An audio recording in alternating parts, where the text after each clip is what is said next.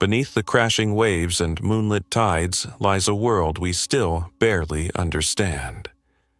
Something stirs in the depths, silent, ancient, watching, and sometimes it surfaces.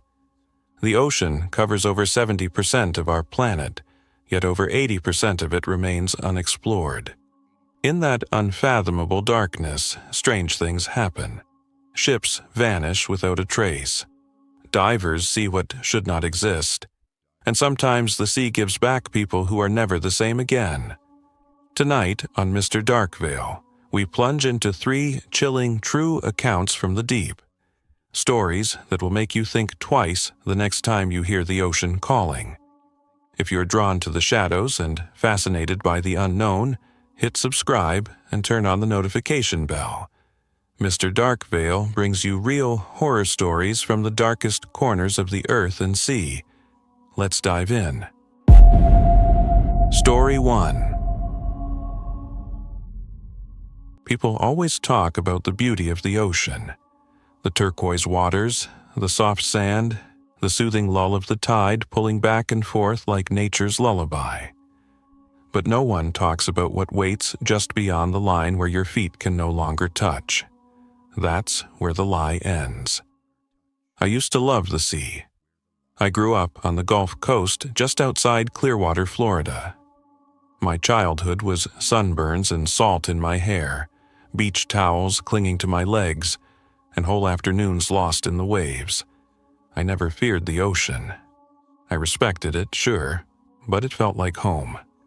Familiar. Safe. That illusion ended 2 summers ago on a cloudless July morning. I'd driven down to a lesser-known beach near Honeymoon Island. It was quiet, isolated. The kind of spot locals know but tourists rarely find. I wanted peace. I'd been working a string of double shifts at the hospital and needed to feel weightless again, to float and let the world drift away. The water was warm and impossibly clear. I remember wading out, the sand soft beneath my feet, seagrass brushing against my thighs. The shoreline disappeared behind me until I was floating alone, suspended in the blue. And then a sting. No, not a sting, a bite.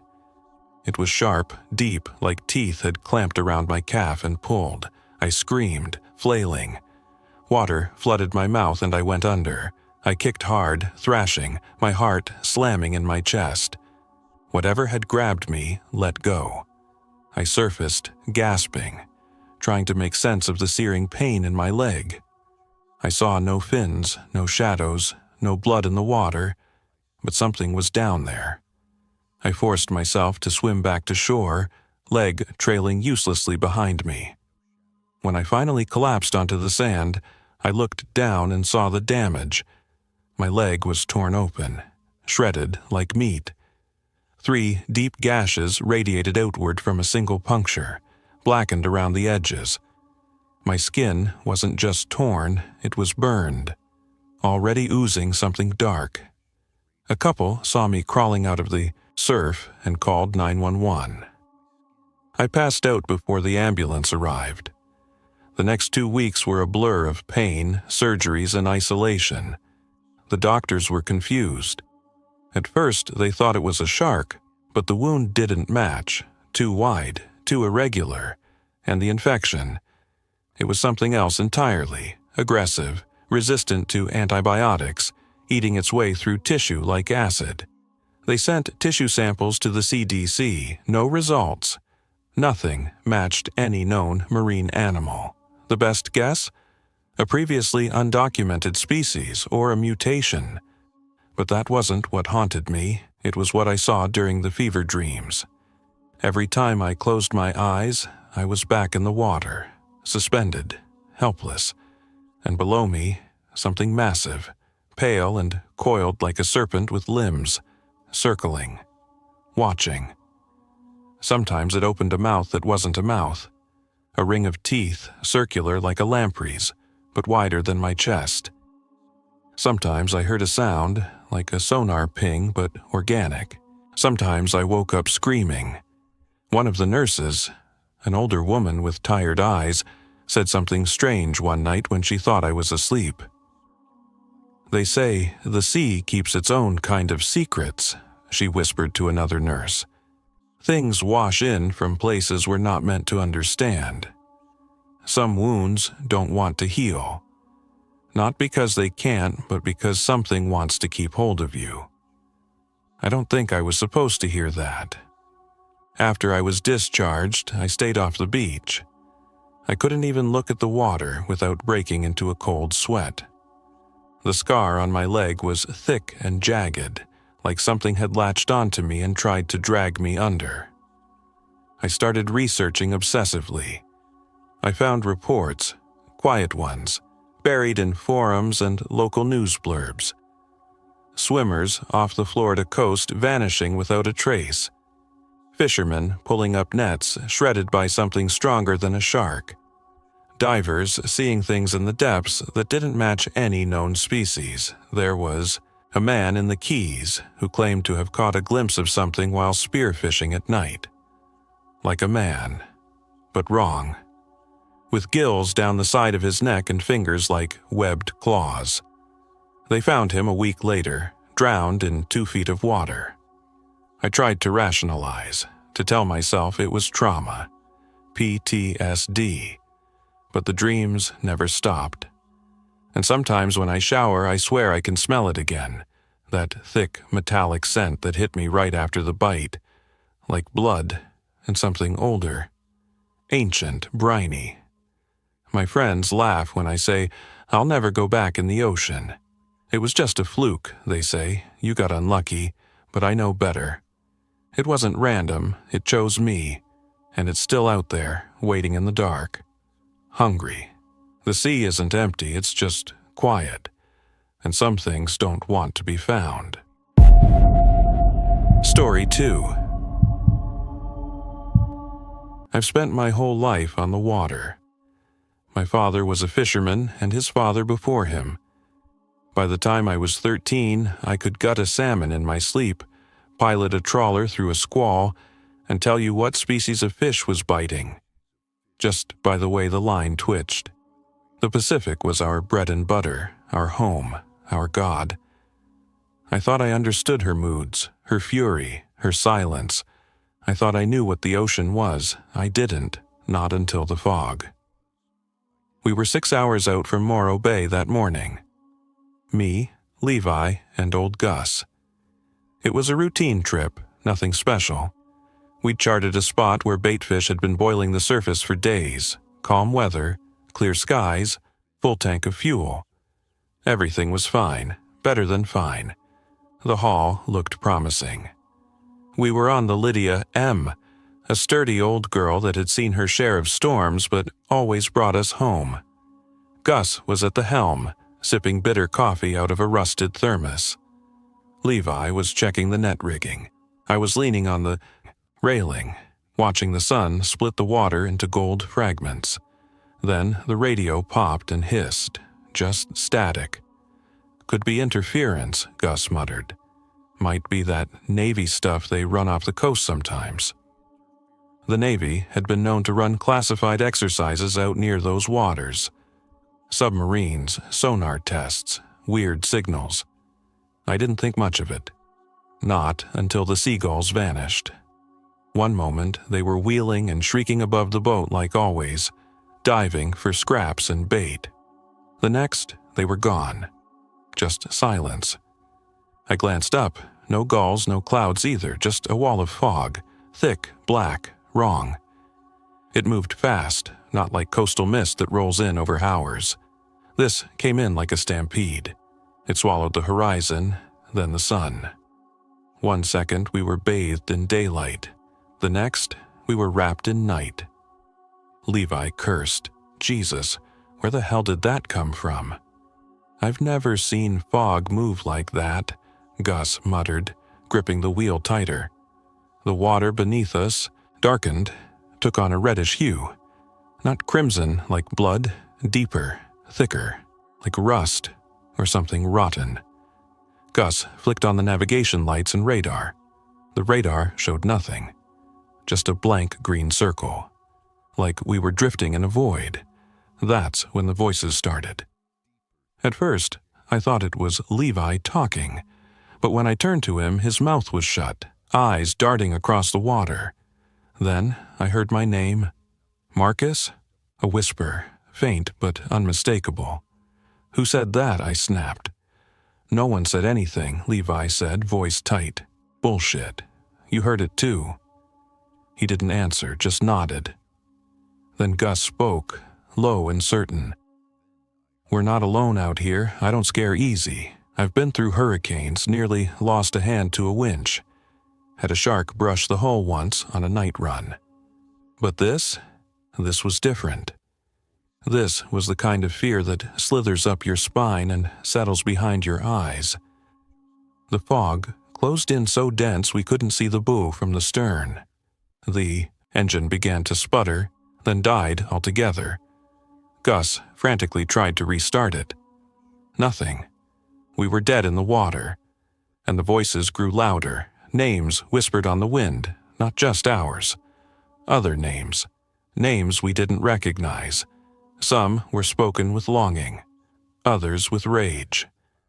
I pressed my hands to my ears, but it didn't help. The voices were inside. Levi stumbled to the deck, retching. I tried the radio, just static, shrieking like 1,000 insects. My own voice sounded alien as I screamed for help. That's when we saw them. Figures in the fog, not clear shapes, just shadows. Tall, thin, some hunched, others crawling like animals. They moved around us, circling. One passed close to the boat, too close, and I swear I saw its face, if you can call it that. It had no features, just folds of skin like melted wax. No eyes, but I felt it watching me, felt it in my bones. Levi backed into me, trembling. What the hell is this, man? What the hell is this? I don't know, I whispered. The fog pulsed, like it breathed, in and out, and every breath it took seemed to pull at our minds, make it harder to think. Gus collapsed behind the wheel, hands shaking. I can't move, he said, voice slurred. And that's when we heard the song. Soft, melodic, impossibly distant, but beautiful. Too beautiful. It wrapped around my skull and dragged memories from me. I saw my mother, long dead, smiling at me from the shore. I saw myself as a boy, barefoot on the dock, waves licking my feet. I wanted to walk into the water, wanted to vanish into the deep. Don't listen, Levi screamed. He slapped me hard. It broke the spell. Gus wasn't so lucky. We turned just in time to see him step off the edge of the boat. He didn't splash. He just vanished. Gone. We screamed his name until our throats bled, but he was gone. We huddled together on the deck for hours, trapped in that hellish fog while the boat drifted, aimless. Then, just like that, it was gone. The fog peeled back, the sea turned blue again, the sun rose like it had never left. And we were alone. No trace of Gus, no whispering, no shadows, just the endless ocean. The engine started on the first try. We returned to shore without saying a word. The Coast Guard launched a search for Gus. They found nothing. We lied, told them he fell overboard while fixing the rigging. They nodded, took notes, but I saw the way one of the officers looked at me, like he'd seen it too, or something like it. I never went back to the water. Levi left town, didn't even pack a bag. Some nights I still hear it, the song, the whisper of waves that never touch the sand, the hum of something ancient and waiting just beneath the surface. If you're smart, you'll stay on land. Because the ocean remembers. And some things in it are always hungry. Story 3.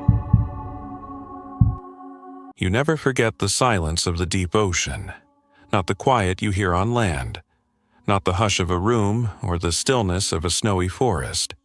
This is something else. It's an all-consuming, crushing silence, and beneath that silence, something waits. My name is Eric Mallory. I've been diving for over 2 decades, mostly in the Atlantic. Shipwreck surveys, salvage jobs, even some archaeological dives. I've seen just about everything the ocean can throw at you. Or, at least, I thought I had. Until the St. Hilaire wreck changed everything. It was early September, off the coast of Newfoundland. I was contracted to survey the remains of a World War II freighter that had gone down in rough weather back in 1944. The wreck wasn't particularly deep, about 120 feet. I'd dived far deeper on other jobs. Easy money, I figured, a solo dive. A few hours to grab sonar scans, some footage, and resurface.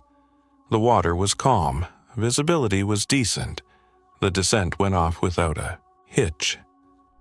The St. Hilaire lay like a sleeping beast on the ocean floor, broken in two by some ancient trauma.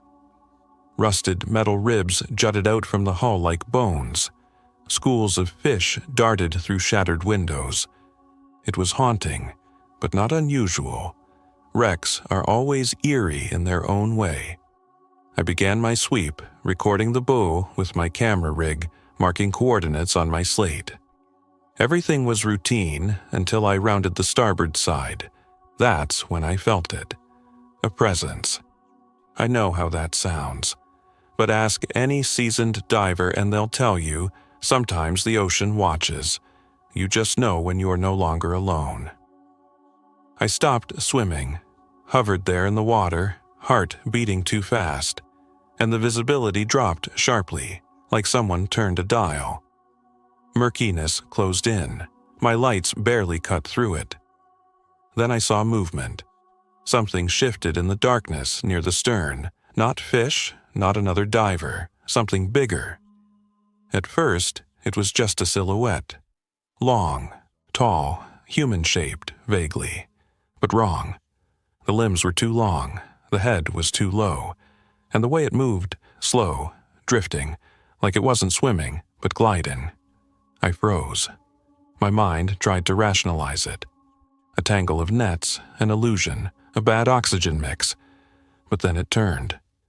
2 eyes glowing, pale, phosphorescent, like bioluminescent jellyfish, staring directly at me, and beneath them, curling shadows, tentacles. It hovered there, watching.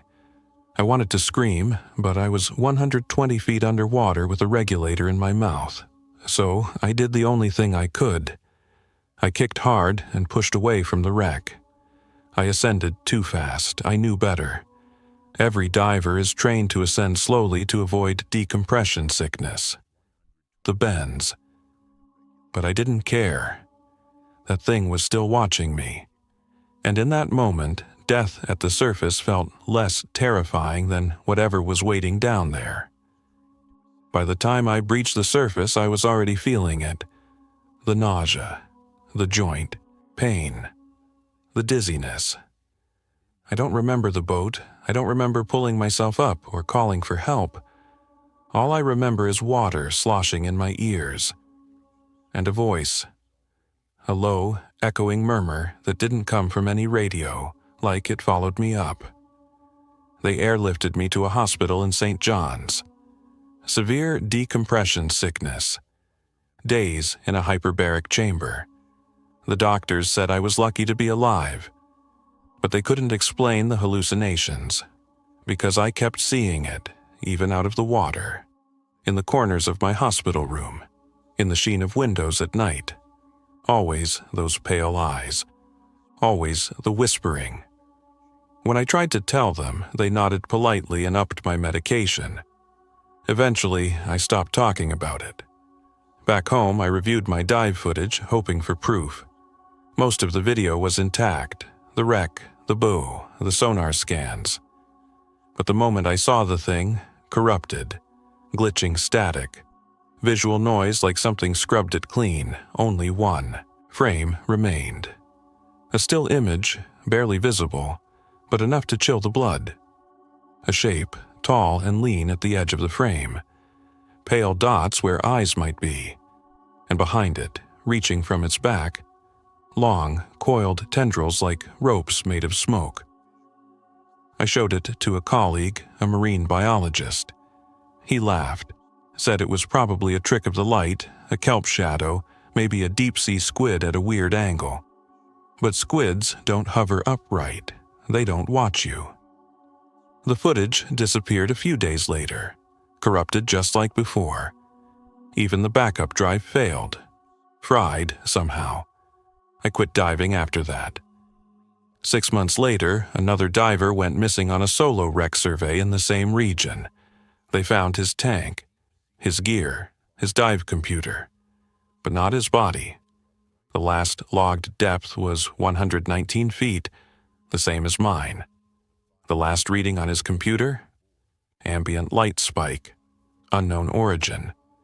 Nobody talks about these things in the professional diving world. It's bad for business. Bad for sanity. But I've started hearing stories from others. Divers who've seen eyes in the depths, felt watched in dead water, heard the low hum of something ancient moving through the dark. They call it different names. The Watcher, the Deep Man, the Drowned One. Me? I don't call it anything, because I'm still trying to forget it. But the ocean doesn't forget, and sometimes when I dream, I'm back there, sinking, not swimming, down into the wreck, into the dark. And those glowing eyes are waiting for me. Outro. The ocean hides more than shipwrecks and coral. It hides things we were never meant to see. These stories are just a few that made it back to shore. If you want more true tales from the dark corners of our world, subscribe to Mr. Darkveil. Hit the bell and dive deeper with us if you dare. Until next time, watch the waves and don't look too long.